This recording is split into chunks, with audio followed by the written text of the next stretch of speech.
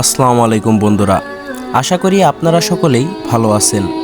আমরা আজকে জানাবো ঘরে বিড়াল প্রসব করলে কি হয়। আমরা সাধারণত অনেকেই পোষা প্রাণী হিসাবে বিড়ালকে পালন করে থাকি।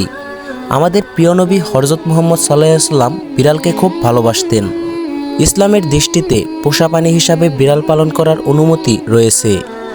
বর্তমান সময়ে বিজ্ঞানের নিখুঁত বিশ্লেষণে বিড়াল পালনের উপকারিতা বেরিয়ে এসেছে।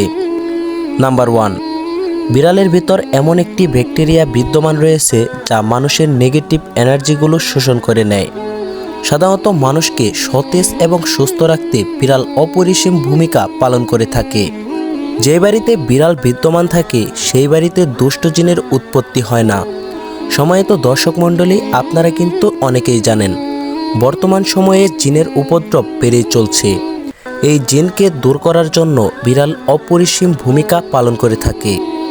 নাম্বার 3, বিড়াল পালন করলে মানুষের একাকিত্ব দূর হয়ে যায়। সম্মানিত দর্শক মণ্ডলী, আপনারা জেনে হয়তো অবাক হবেন, যে ঘরে বিড়াল প্রসব করে সেই ঘরে মহান আল্লাহ তাআলা খুব দ্রুত রিজিকের ব্যবস্থা করে দেয় এবং সেই বাড়িতে রিজিকের কোনো স্বল্পতা থাকে না। বিড়াল পরিবেশগতভাবেও বিভিন্ন প্রকার কার্যকরী ভূমিকা পালন করে থাকে। আমাদের চারদিকে বিভিন্ন প্রকার উপদ্রব্য যেমন ইঁদুর, এছাড়াও বিভিন্ন ধরনের পোকামাকড় খেয়ে বিড়াল পরিবেশের ভারসাম্য রক্ষার্থে গুরুত্বপূর্ণ ভূমিকা পালন করে থাকে। সম্মানিত দর্শক মণ্ডলী, বিড়াল আমাদের মানসিক স্বাস্থ্যের উন্নতি করে থাকে, একাকিত্ব কমায় এবং শিশুদের অ্যালার্জি প্রতিরোধে সাহায্য করে।